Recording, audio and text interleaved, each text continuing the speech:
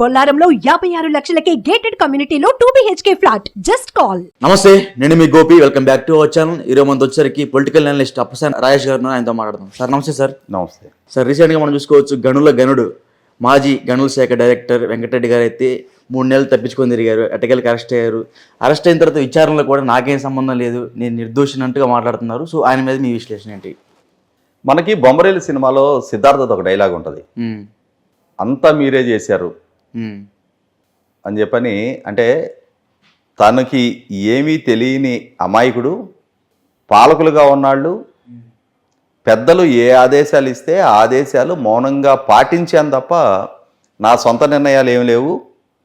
జరిగింది తప్పే, జరిగింది అవినీతే, జరిగింది అరాచకమే, జరిగింది ప్రకృతి వనరుల అడ్డగోలు లూటియే, నేను అక్కడ నిమిత్త మాత్రుణ్ణి. మనకి కొణిజేటి రోసయ్య గారు సీఎంగా ఉన్న సందర్భంలో ఆయన ఒక సందర్భంలో ఒక వ్యాఖ్య చేశారు, నాదేముంది, నేను దాన్ని పోయే దానాయన్ని తీసుకొచ్చి ముఖ్యమంత్రిని చేశారు అని చెప్పని. మరి నిమిత్త మాత్రుడిగా ఆ శాఖలో ఆ హోదాలో కూర్చొని ఆ పదవి ఏ దేవుడు ఏడ్చాడు నేను చేయమని చెప్పని.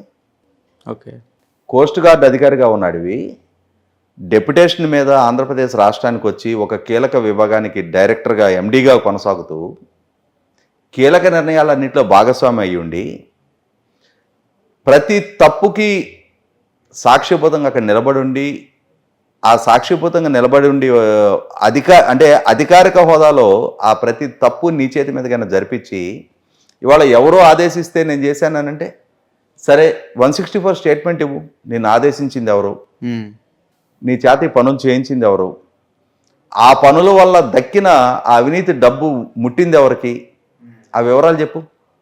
విచారణ సంస్థకు ఆ వాస్తవాలనే తెలియజేయి. నీ నిర్దోషిత్వం, నీ అమాయకత్వం, అంటే నువ్వు అలా చేసి తీరాల్సిన కంపల్షన్ నీ క్రియేట్ చేసిన పరిస్థితులు ఏంటి, దానికి ప్రేరేపించిన వ్యక్తులు ఎవరు, ఎందుకు నువ్వు తలంచుకొని ఈ తప్పుల్లో బాధ్యుడు అయ్యావు, భాగస్వామి అయ్యావు అనే వివరాలు తెలియజేయి. అవి తెలియజేయరు. కళ్ళ ముందు వాళ్ళ సాక్ష్యాధారాలు ఉన్నాయి.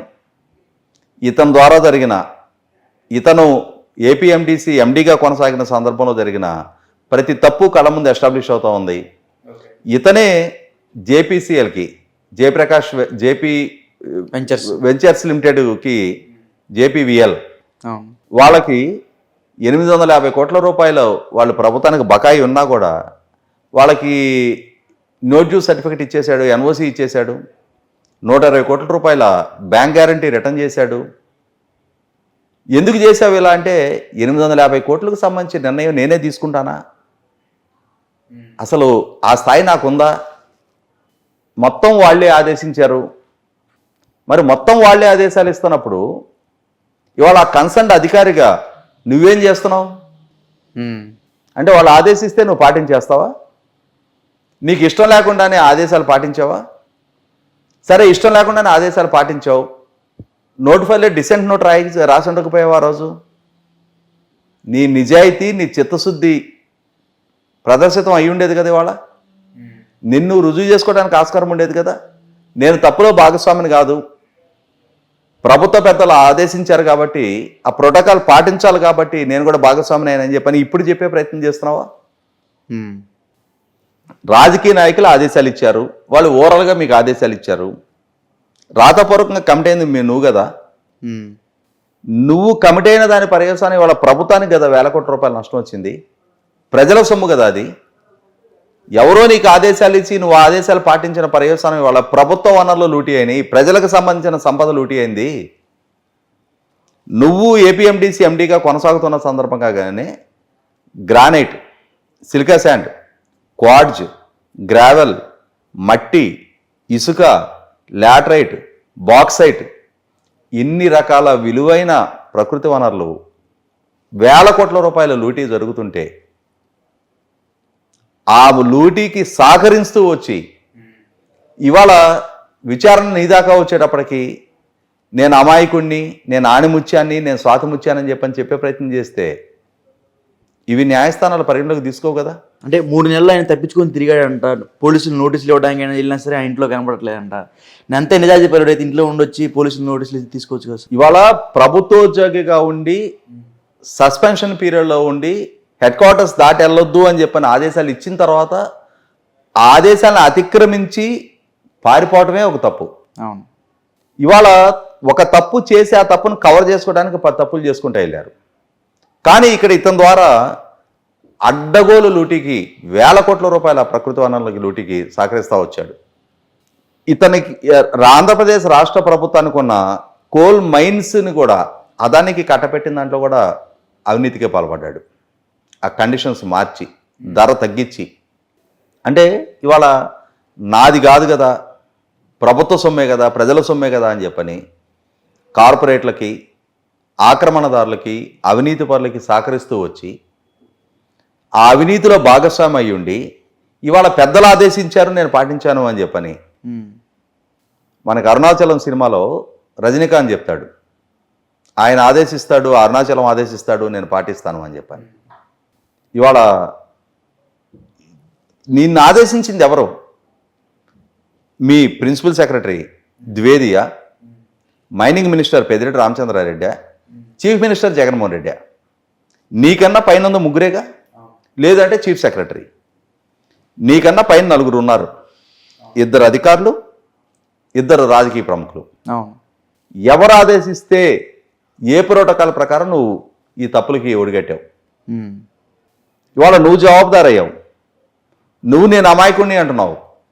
నీ అమాయకత్వం రుజువు కావాలి అని అంటే నిన్ను బలవంత పెట్టారా, బెదిరించారా, ప్రలోభ పెట్టారా, ఏం చేస్తే నువ్వు ఈ తప్పులో భాగస్వామ్యం అయ్యావు అనేది, ఎవరు నిన్ను ప్రేరేపించింది అనేది నువ్వే సమాధానం చెప్పాలి. అంటే వెంకటరెడ్డి ఒక్కడే కాదు, ఇప్పుడు మళ్ళీ సజ్జల రామకృష్ణ రెడ్డి గారు కూడా ముందస్తు బెయిల్ కోసం ట్రై చేస్తున్నట్టుగా మనకి టీవీ పలు చిత్రాలు మనకి కనిపిస్తూనే ఉన్నాయి. సో అదేవిధంగా ఆయనకి బెయిల్ వస్తుంది అనుకుంటున్నారు మీరు? ఇక్కడ సజ్జల రామకృష్ణారెడ్డిది మరీ విస్తుగొలిపే పిటిషన్ అది. పార్టీ ఆఫీస్ తెలుగుదేశం పార్టీ కేంద్ర కార్యాలయం మీద దాడి చేసిన కేసులో 120వ ముద్దాయిగా ఆయన పేరు నమోదు చేశారు. ఆ నమోదు చేసిన నేపథ్యంలో ఇవాళ ఆయన నేను అమాయకుణ్ణి, సేమ్ ఇదే పదజాలం, నేను అమాయకుణ్ణి, ఐ యామ్ ఇన్నోసెంట్, నాకు ముందస్తు బెయిల్ ఇవ్వండి. తెలుగుదేశం ప్రభుత్వం రాజకీయ ప్రత్యర్థుల్ని వేధింపులకు గురి చేస్తూ ఉంది. అసలు రాజకీయ వేధింపులని దేన్ని అంటారు? చంద్రబాబు నాయుడు గారి మీద జగన్మోహన్ రెడ్డి గారి ద్వారా నమోదైన కేసులు, ₹1 చంద్రబాబు నాయుడు గారికి ఆర్థిక ప్రయోజనం చేకూరింది అనే ఒక్క సాక్ష్యాధారం చేతిలో లేకున్నా 1000 ఇన్నర్ రింగ్ రోడ్డుకి అవినీతికి పాల్పడ్డారు అని కేసు నమోదు చేశారు. ఎస్టాబ్లిష్ అయిన స్కిల్ డెవలప్మెంట్ కార్పొరేషను ఎస్టాబ్లిష్ అవ్వలేదు అని చెప్పని కేసు నమోదు చేశారు. కళ్ళ ముందు స్కిల్ సెంటర్స్ ఉన్నాయి, రన్ అవుతా ఉన్నాయి. వాటికి సంబంధించి కేంద్ర ప్రభుత్వం అవార్డు ఇస్తే జగన్మోహన్ రెడ్డి గారి ప్రభుత్వం తీసుకుంది 2019-20 ఆర్థిక సంవత్సరానికి. అంటే పెట్టుడు కేసులు, తప్పుడు కేసులతోటి చంద్రబాబు నాయుడు గారిని అరెస్ట్ చేశారు. అరెస్ట్ చేసిన రోజు ఇదే సజ్జల రామకృష్ణారెడ్డి ప్రెస్ మీట్ పెట్టి ఏమన్నాడు? మాకున్న బలానికి బలగానికి మేం తలుచుకుంటే తండ్రి కొడుకుల్ని ఇద్దరిని భూస్థాపితం చేస్తామని చెప్పని స్టేట్మెంట్ ఇచ్చాడు ఇతను. నువ్వు అమాయకుడువా? నువ్వు ప్రజలు కట్టిన పన్నుల నుంచి జీతం తీసుకున్న సలహాదారుడివి. అదే సందర్భంలో వైసీపీ పార్టీలో ప్రధాన కార్యదర్శిగా నీకు ఒక పదవి ఉంది. ఓకే.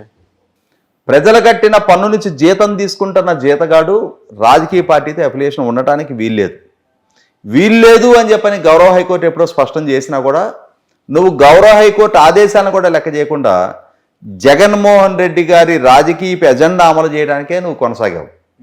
నేను ప్రజలు కట్టిన పన్ను నుంచి జీతం తీసుకుంటున్నాను అన్న విచక్షణే ఎక్కడ మెయింటైన్ చేయలే. ఓకే.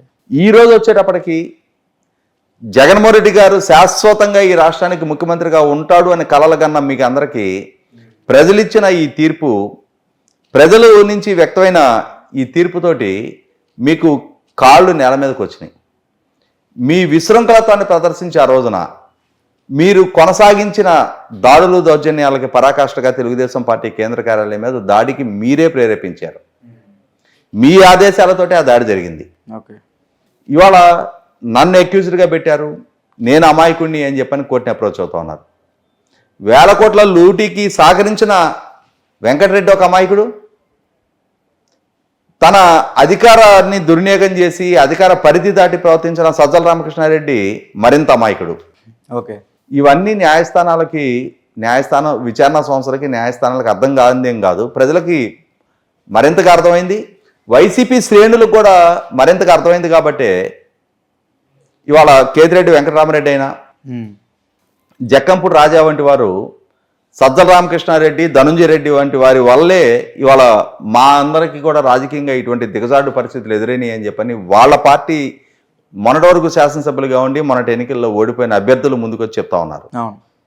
కాబట్టి వాళ్ళ ఎంతగా మీరు అమాయకత్వాన్ని నటించినా మీ అమాయకత్వాన్ని పరిగణలోకి తీసుకోవడానికి ఏ న్యాయస్థానం సిద్ధంగా ఉండదు సజ్జల రామకృష్ణారెడ్డి గారు. Okay sir, thank you.